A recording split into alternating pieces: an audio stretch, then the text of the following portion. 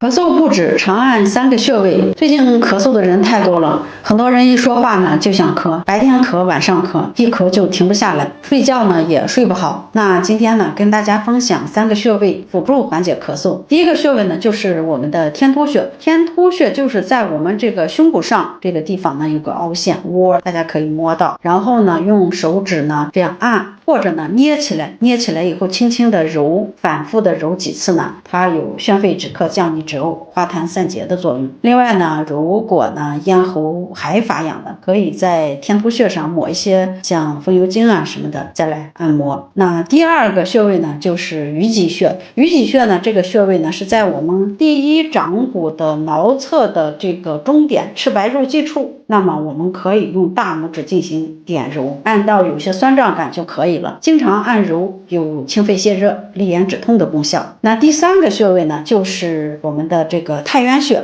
我们竖起大拇指，腕横纹过来呢，这边呢有一个窝，那这个地方呢就是我们的太渊穴，用我们的大拇指呢进行一个点揉，揉个3-5分钟就可以了，能够帮助宣肺平喘。当然咳嗽呢也不是小事儿，如果是咳得比较久了，还是要及时的到医院做一些相关的检查，然后再去治疗。那这些你都记住了吗？